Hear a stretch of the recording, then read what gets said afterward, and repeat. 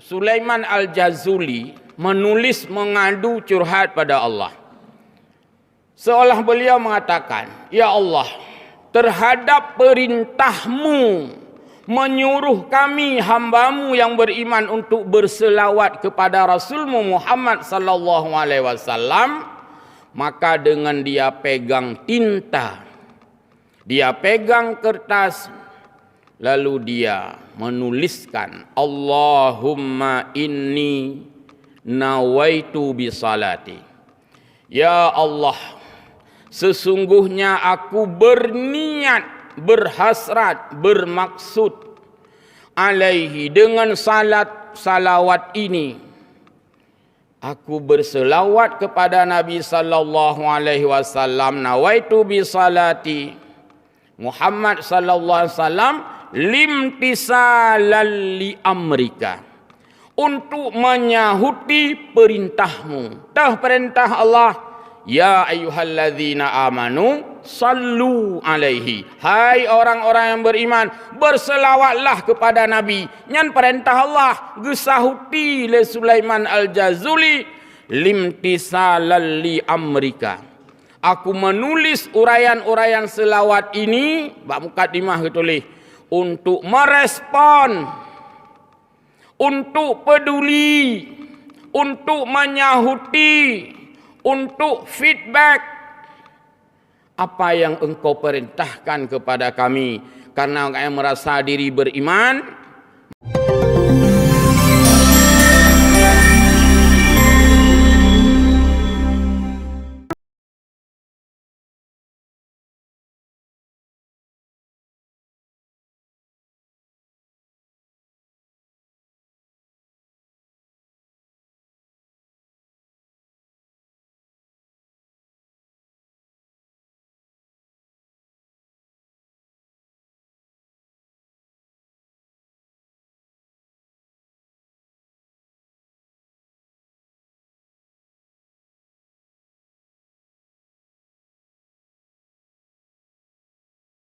Muslimin jamaah salat subuh yang mulia, takzim takrim pada gure-gure Bandung, tungku-tungku dan jamaah yang berhadir. Dalam Al-Quran surah Al-Ahzab ayat 56 sangat familiar bacaan ayatnya itu dengan telinga kita, terhafal sudah. A'udzu billahi minasyaitonir rajim. Innallaha wa malaikatahu yusalluna 'alan nabi. Ya ayyuhalladzina amanu sallu 'alaihi wa sallimu taslima. Ayat ini bermakna informasi bahwa Allah Subhanahu wa taala sesungguhnya berselawat kepada Nabi Muhammad sallallahu alaihi wasallam. Innallaha wa malaikatahu, sesungguhnya Allah dan malaikat-malaikatnya, yusalluna, berselawat kepada Nabi. Maka makna salawat, Allah kepada Nabi memberikan rahmat kepadanya. Dan makna salawat malaikat kepada Nabi, istighfar, memohon rahmat dari Allah dicurahkan kepada nabinya Muhammad sallallahu alaihi wasallam. Setelah Allah menyatakan dirinya berselawat kepada Nabi, setelah Allah menyampaikan malaikat-malaikatnya berselawat kepada Nabi, baru Allah lanjutkan, ya ayyuhalladzina amanu, wahai orang-orang yang beriman, sallu alaihi, ayo selawatlah kepada Nabi, wasallimu, dan bertaslimlah, salam, selawat dan salam, taslima. Pertama kita melihat dari segi indahnya instruksional, perintah. Kalimat perintah ini Allah letakkan setelah Allah berbuat. Setelah Allah berselawat, setelah malaikat-malaikatnya berselawat, barulah Allah menyuruh kita. Ini sebuah pola yang mesti kita tiru. Artinya menyuruh orang lain itu akan sangat efektif bila yang menyuruhnya telah duluan berbuat. Ini sebagai patron dan acuan, dan ini adalah uswah. Allah sudah berselawat kepada Nabi, malaikat-malaikatnya sudah berselawat kepada Nabi, kemudian Allah mengajak kita. Maka di dalam sistem uswah, siapapun yang menyuruh orang lain, itu mestinya dia sudah duluan berbuat. Atau paling tidak dia ikut berbuat. Dari kalimat ini bahwa tidak akan pernah jalan sebuah instruksional ketika yang menyuruhnya justru tidak peduli. Hana gepurumun, jauh lagi hana gepupe, hanya menyuruh-nyuruh saja. Maka ini tidak akan efektif. Allah tidak hanya menyuruh kita berselawat kepada Nabi, tapi Allah sendiri yang menciptakan Nabi justru berselawat juga kepada Nabi. Ini adalah model percontohan. Maka seorang ayah tidak efektif melarang anaknya tidak merokok. Kalau dia sendiri merokok di depan anaknya yang dia larang, itu hanya efektif. Tidak efektif orang tua, ayah dan ibunya menyuruh anaknya salat maghrib, sedangkan si anak melihat ayahnya ngeliwu puntung peh bola badminton dengan maghrib. Tidak efektif. Karena itu maka Allah Subhanahu wa taala memberikan kita contoh sebuah instruksional diawali setelah berbuat.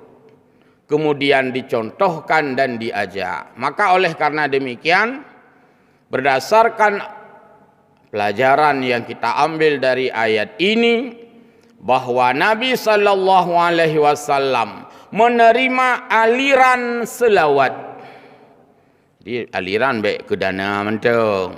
Aliran selawat. Aliran selawat dari Allah yang menciptakan Nabi. Aliran selawat dari malaikat, aliran selawat dari kita umat, semua mengalir selawat itu kepada Rasulullah sallallahu alaihi wasallam. Mungkin kita kalau bicara aliran terus teringat aliran dana, aliran selawat, sebagaimana Nabi menerima aliran itu dari Allah, dari malaikat, dan dari kita sebagai umat. Selawat kita kepada baginda, yang pertama memohon doa kepada Allah, kiranya Allah senantiasa merahmati nabinya, padahal tanpa kita mohon pun Allah sudah merahmatinya. Nabi tanpa kita mohon kepada Allah ditempatkan di surga pun sudah dijamin oleh Allah. Lalu kenapa kita berselawat bahkan dalam jumlah yang tidak terhitung secara umum? Sallu alaihi wasallimu taslima, artinya berselawat, bersalamlah dengan sebanyak-banyaknya. Tidak ada hitungan-hitungan yang terbatas. Ada selawat yang sudah ditentukan di dalam salat, berselawat sebagaimana Nabi membacanya. Nabi membaca selawat juga untuk dirinya. Maka di dalam doa tahiyyat itu, pada bacaan salawat, Nabi juga membaca Muhammad menggunakan kalimatnya. Allahumma salli ala Muhammad. Nabi tidak mengatakan Allahumma salli alayya. Bukan alayya, bukan kepadaku kata Nabi. Tapi Nabi menyebutkan namanya. Allahumma salli ala Muhammad. Karena itulah maka kita tidak membaca dalam selawat Allahumma salli alaika. Enggak ada dalam salat Allahumma salli alaika, selawat dan salam kepada engkau. Tidak, Muhammad kita gunakan. Karena itu adalah mencontoh apa yang diucapkan oleh Nabi. Berarti selawat ini sebuah perintah. Sama halnya dengan perintah-perintah yang lain. Bahkan Allah menyeru orang mukmin berselawat. Ya ayyuhalladzina amanu sallu. Wahai orang-orang yang beriman, berselawatlah. Perintah. Masyarakat Aceh, masyarakat Asia Tenggara, bahkan masyarakat dunia Islam mengenal sekali, mudah-mudahan jangan tidak kenal lagi, dengan kitab Dalail Khairat. Rata masjid langrak Dalail Khairat. Kalau masjid itu dalam jaringan Sunni ada kitab Dalail Khairat. Dalam kitab Dalail Khairat yang ditulis oleh yang bernama Syekh Sulaiman Al-Jazuli, beliau wafat 874 Hijriah, sudah sekian ratus tahun yang lalu. Kitabnya masih dicetak sampai hari ini. Masyarakat Aceh itu sudah banyak sekali menerima kitab-kitab Dalail Khairat itu. Pada saat Gubernur Aceh Pak Irwandi dulu itu dicetak pengadaan luar biasa, dibagikan ke kampung-kampung, ke menasah-menasah. Termasuk saya yang membagikan itu melalui Kementerian Agama saat itu. Di pesantren-pesantren sudah sangat familiar dengan kitab Dalail Khairat.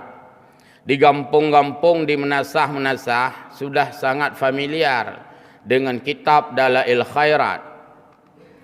Sulaiman Al-Jazuli adalah seorang ulama sufi. Kena retak katanya. Memang ulama yang sangat mendalam ilmunya. Ulama yang sangat bersih hatinya. Memang bukan Nabi. Tapi ilmunya luar biasa. Sastranya luar biasa. Kecintaannya kepada Nabi luar biasa. Dan beliau salah satu penganut dari segi tasawuf, yaitu tarikat Syadziliyah.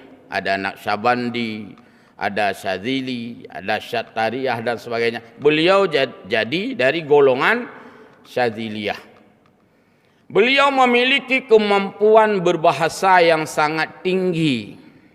Beliau memiliki pengetahuan sastra yang luar biasa, menulis sastra.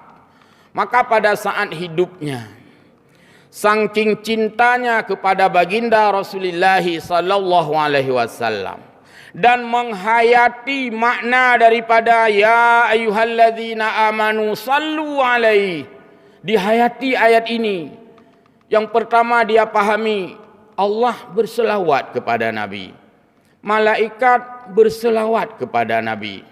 Lalu sebelum kita berselawat dipanggil lagi, oh orang-orang beriman. Orang-orang beriman mana? Mau ikut saya? Kalau mau ikut saya, kata Allah, kamu juga berselawat pada Nabi. Dia pahami betul ayat itu, sehingga bergeraklah. Hati dan perasaannya menguraikan seluruh isi jiwanya. Dia curhat dalam bentuk kalimat kepada Allah. Dia menulis kitab Dalail Khairat untuk berselawat kepada baginda Rasulullah sallallahu alaihi wasallam. Itulah kitab Dalail yang kita pegang pada hari ini. Pulang nanti Bapak Ibu, ya, mina menteng Dalailnya di rumah. Di rumah benar Dalail, be atas tajak rumah yang na buku utang tu. Benar kitab-kitab Dalail sahabat. Di situ ditulis oleh beliau Syekh Sulaiman Al-Jazuli setelah Asmaul Husna.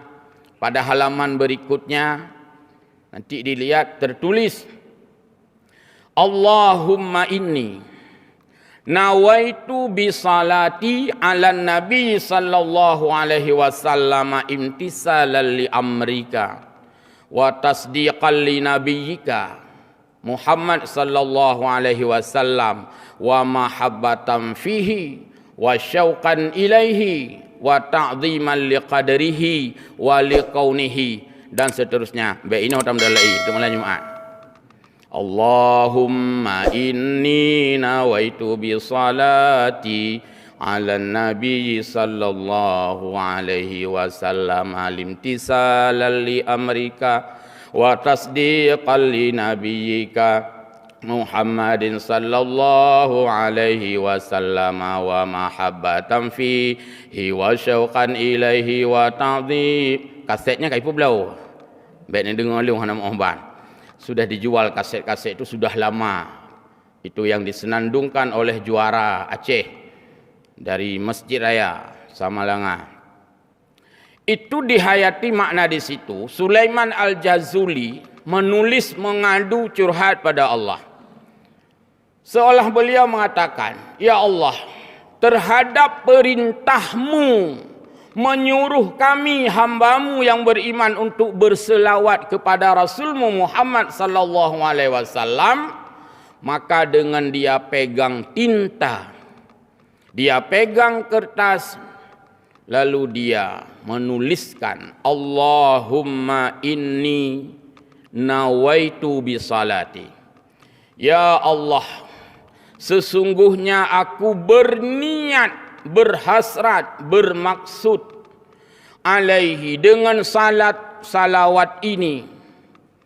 Aku berselawat kepada Nabi sallallahu alaihi wasallam, nawaitu bi salati Muhammad sallallahu alaihi wasallam limtisalan li amrika, untuk menyahuti perintahmu. Tah perintah Allah, ya ayyuhalladzina amanu sallu alaihi. Hai orang-orang yang beriman, berselawatlah kepada Nabi. Nyan perintah Allah gesahuti le Sulaiman Al-Jazuli limtisalan li amrika. Aku menulis uraian-uraian selawat ini, bab mukadimah ketulis, untuk merespon, untuk peduli, untuk menyahuti, untuk feedback apa yang engkau perintahkan kepada kami.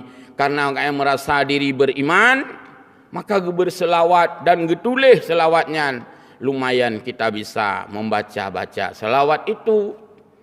Karena perintah Allah, limtisalan li amrika, aku menyahuti perintahmu, berselawat kepada Nabi, maka aku berselawat sekalian aku tulis supaya bisa dibaca oleh orang-orang.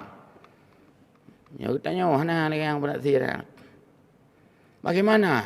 Kita lihat orang-orang dahulu cintanya kepada Nabi. Wa tasdiqan li nabiyyika, dan aku menulis selawat ini karena rasa cintaku pada Nabi, membenarkan Rasulmu.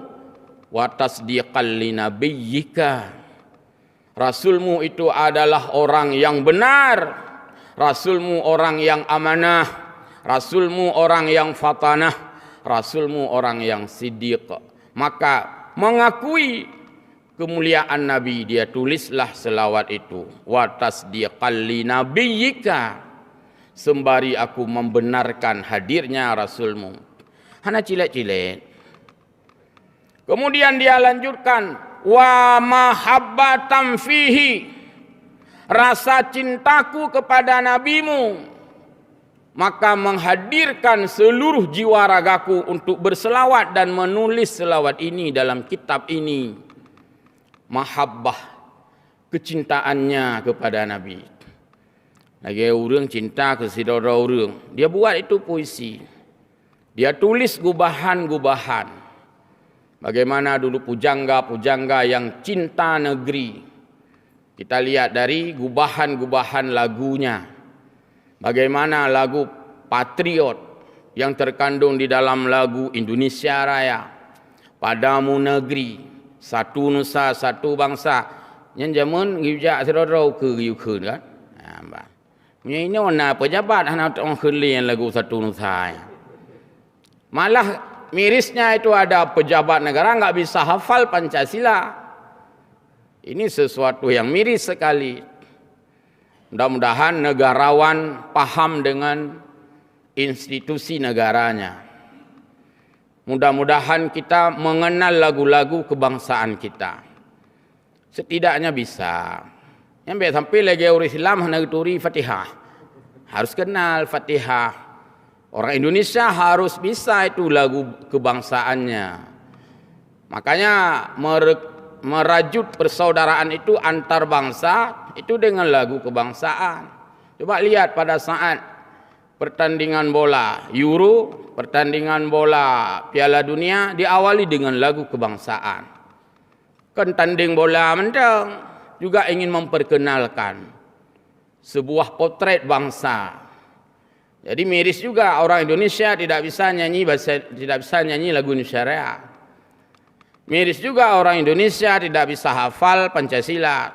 Bahkan semestinya bisa hafal Undang-Undang 45 pembukaan. Maka dulu waktu Pak Rahmat Syah jadi PJ Wali Kota, itu dihafal pembukaan. Sungguhnya kemarin itu dihafal. Jadi petugasnya itu hafal. Ino bean hafal, ibaca mentang gawa-gawa. Udah ada tek, mantang mengkerabai-kerabai. Belum lagi intonasi yang tidak tepat. Itu nanti kita training lagi. Mau saya sampaikan tentang Sulaiman Al-Jazuli. Dia mencintai Nabi dan dia tulis wa mahabbatan fihi wa syauqan ilaihi. Betapa rindunya aku kepada baginda Rasul. Karena Sulaiman Al-Jazuli lahir 800-an Hijriah. Nabi sudah jauh-jauh wafat. Kan tidak ketemu. Sama seperti kita tidak ketemu dengan fisik Nabi, tapi mengamalkan ayat sallu alaihi wasallimu taslima, membara mumbram-bram kerinduan daripada Sulaiman Al-Jazuli hingga dia menulis dengan tinta wasyauqan ilaihi, aku sangat merindukanmu. Padahal dia tidak melihat juga Nabi, wajah Nabi, tidak mendengar juga suara Nabi, tapi membaca ayat perintah Allah berselawat, membara rindu yang ada di dalam hatinya, wasyauqan ilaihi wa ta'dhiman liqadrihi, dan dia mengagungkan sosok Rasulullah sallallahu alaihi wasallam. Itulah kitab dalail yang dihafal. Yang dulu kitab itu dibenci habis-habisan. Bahkan menemukan dalail itu dibakar. Dibakar dalail sebuah kepuasan bagi pembenci kitab itu. Karena hanya itu puasa. Jadi mayo kitab dalail benci. Berarti koran tu bahlah meh tetut. Aku peh tetut media mendum. Alasannya apa? Membaca dalail itu syirik. Pat hidup syirik kan. Puja ke hidup syirik. Orang mengagungkan Nabi. Sebahagian dari selawat-selawat yang ada dalam dalail khairat itu memang bukan maksur semua. Itu gubahan dari rasa cinta seorang ulama sufi. Nah, kita baca Alamiyah Taliman. Nyankon hadis, tapi maknanya itu diambil dari hadis semua. Dalail khairat itu sebahagian, itu gubahan beliau. Rasa cintanya beliau dia ungkapkan. Sehingga itu kita baca akan menyeret kecintaan kita juga kepada Nabi sallallahu alaihi wasallam. Itulah yang diperlombakan. Yang kedua, pada kitab Dalail Khairat itu juga dicetak bersamaan dengan Qasidah Burdah. Nyam ya kalkeun dalail bab bagian akhir Qasidah Burdah. Itu pada bagian akhir. Qasidah Burdah ditulis oleh Syekh Muhammad Al-Busiri. Busiri itu seorang ulama sufi juga. Jadi dalailnya urang ka mendalam jiwa, cintanya sudah luar biasa. Ka persen ka high level, ka level tinggi ya. Cinta pada Nabi. Itanya kalau tak cinta pada Nabi kan, mantang Jumat perti pajuh bukulah. Hai cinta sih ke Nabi yang ke level pajuh bukulah katanya. Level pajuh bukulah, level kap siapa mana kan? Cinta juga. Tapi masih dalam hal-hal ini. Yang cinta seperti Sulaiman Al-Jazuli mana orangnya sampai menulis gubahan dalam Dalail Khairat. Yang cinta seperti Syekh Muhammad Busiri, mana orangnya yang membuat gubahan kasidah burdah? Yang cinta seperti Abu Ja'far Al-Barzanji, mana orangnya yang menulis kitab Barzanji dicetak sampai dengan hari ini? Nyan kon cinta cilet-cilet. Kalau kita masih bercampur baur, yang cinta sampai, cinta politik, bagus itu kenduri, mau saya sampaikan bagus, bagus sekali. Tapi jangan sebatas itu. Sebatas mencintai yang jauh lebih mendalam. Apa kata Busiri? Busiri mengatakan bahwa ketika dia membayangkan Rasulullah, walaupun dia tidak pernah melihatnya, sama seperti Sulaiman Al-Jazuli, maka kenapa kasidah burdah dicetak sama dengan kitab dalail? Padahal lain-lainnya, penulisnya lain, tahun lahirnya lain. Karena ada kesamaan di sana. Apa yang ada dalam Imam Syekh Muhammad Busiri yang menulis dalam kitab kasidah burdah, nyaris sama dengan yang dirasakan oleh Sulaiman Al-Jazuli yang menulis kitab Dalail Khairat, maka dicetaknya sama. Dan Sulaiman Al-Jazuli yang Dalail Khairat tadi diberi nama Dalailul Khairat. Artinya bukti-bukti kebaikan atau seruan-seruan kebaikan kepada Nabi. Kalau Busiri bersenandung dia, maka baca Dalail pakai irama, karena itu memang gubahan-gubahan. Karena ya Qur'annya, baik niat dari A'udzubillahi minasy Dalail. Makanya jangan heran kok dalailnya dinyanyi-nyanyikan. Memang seni dalam Islam. Kok dalailnya itu pakai lagu-lagu, ya memang seni, termasuk kasidah. Kasidahnya kan senian. Maka Syekh Busiri menulis di dalam gubahan-gubahan itu, selain daripada cintanya kepada Nabi, juga memberi nasihat-nasihat kepada kita yang membaca. Bukan selawat semua, ada juga nasihat yang bercampur dengan selawat-selawat itu. Tak yakin mentangnya kan Quran kan selesai. Kan tak bacanya untuk je kesyirik kan. Karena ini polemik betul pada saat itu. Dalail hendak baca, kasidah burdah hendak baca, Barzanji hendak baca. Ya memang begitulah polemik pemahaman. Konflik pemahaman. Jadi konfliknya konfisik mentang. Konflik pemahaman. Sampai harus mencaci maki. Sampai harus menuding ahlul bid'ah. Yang mudala'inya yang ahlul bid'ah. Yang baca Barzanji ahlul bid'ah. Yang ziarah kubur ahlul bid'ah dan kuburiyun. Kan itu sekarang tudingan-tudingan. Maka Busiri memberikan nasihat yang cukup berharga kepada kita. Lihatlah di antara bait yang beliau tulis. Fa inna ammarati bisu imat ta'adat min jahliha binadhiris syaibi wal harami. Sesungguhnya nafsu amarah itu, fa inna ammarati bisu imat ta'adat, itu memang gubahan dari dia. Tapi ada ayat Al-Quran, wa ma ubarri'u bi nafsi innan nafsa la ammaratum bisu. Ayat Quran. Dari ayat itu digubahkan menjadilah sebuah nasihat.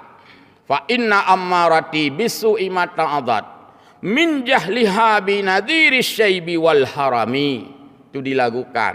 Kalau dulu dalam dalail dilakukan. Fa inna ammarati bisu imat ta'adat min jahliha binadhi. Sambung terus. Lo urung dalail jaman Pak Nazir. Urung dalail, pimpinan dalail, dan sempat ikut lomba-lomba seperti itu dulu. Nah, sesungguhnya nafsu itu fa inna ammarati bisu, yang namanya nafsu itu tetap cenderung berbelok ke arah negatif, berbelok ke arah kiri. Mata azat, tak berfungsi nasihat-nasihat walaupun banyak sekalipun. Maka orang yang memelihara nafsu hanlut terperah. Sulit menerima saran, sulit menerima nasihat, mata adat. Seolah Imam Busiri mengatakan, kalau orang sudah kerasukan nafsu, siapapun yang menasehatinya tetap tertolak. Hai terima li, hai entry li udah lama. Pandai nak. Dia dah culuk kartu, itolak. Lagi tajak bak bank kira kena. Culuk. Rupanya itulis nak, maaf, sedang dalam perbaikan. Rupanya orang yang mabuk nasihat dalam perbaikan, maaf, nasihat sedang ditunda. Tunda. Min jahliha binadhiri syaibi wal harami. Dan dia itu masa bodoh. Dia tidak mau menerima nasihat apapun, wasyaibi wal harami, walaupun di kepalanya ubannya memutih dan usianya semakin tua, tidak akan dia dengar. Wasyaibi wal harami, padahal tegeluh bak kaca, oh kaputih. Tapi orang yang memelihara nafsu, walau kaputih oh, yang hana sembayang tetap hana sembayang. Walau kaputih yang galak sok luar puntung, tetap sok luar puntung, dan sebagainya. Walau kaputih yang kuat temenak, tetap nyan dijadikan tasbih ke. Sulit menerima nasihat-nasihat apapun. Kemudian bait yang lain disampaikan, wan nafsu katifli in tuhmil husyabba ala hubbir radai wa in taftimhu yam fatimi. Nafsu itu bagaikan bayi yang sedang menyusui pada ibunya.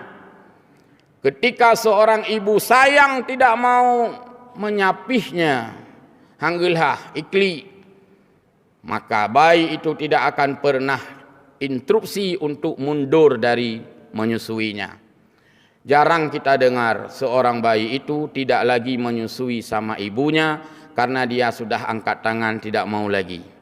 Karena susu yang disusui oleh seorang bayi itu disebutkan itu adalah sebuah keasyikan, sesuatu yang melezatkan bagi seorang bayi. Dia terus menyusui. Pajan baru hanali menyusui, wate katalah. Maka ditulis wan nafsu katifli, nafsu itu keasyikan bagaikan seorang bayi. Intuhmil husyabba ala, kalau bayi itu tidak disapih 2 tahun, hana gesetup 2 tahun le ibu, syabba ala, maka bayi itu terus menyusui. Hana tata kai SMA, kai kuliah, hai pakan kai kuliah, hana ni lah long, yang ke rencana lu lah baru, bong tiurau terut.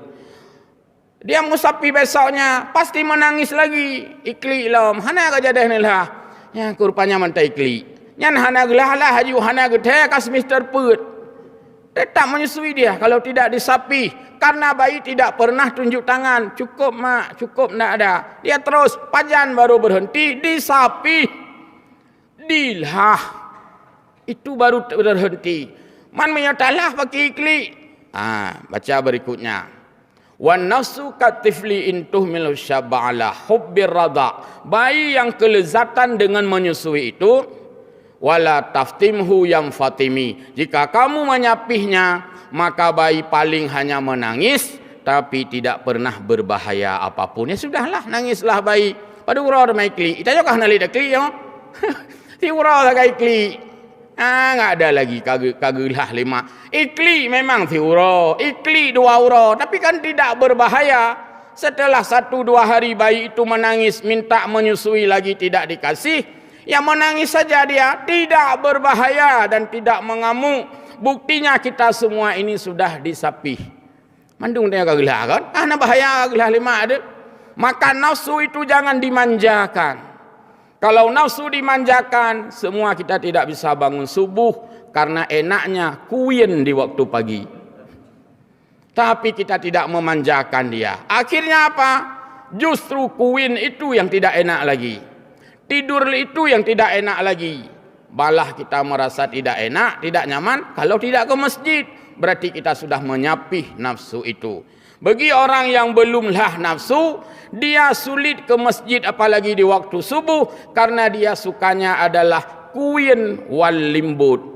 Mudah-mudahan gubahan-gubahan daripada Al-Burdah, gubahan-gubahan daripada Dalail Khairat itu membawa inspirasi kecintaan dan mahabbah kita kepada Nabi sallallahu alaihi wasallam atas dasar ayat Al-Quran, ya ayyuhalladzina amanu sallu alaihi wasallimu taslima. Demikian, mudah-mudahan ada manfaat, mauizah dan mohon maaf. Wassalamualaikum warahmatullahi wabarakatuh.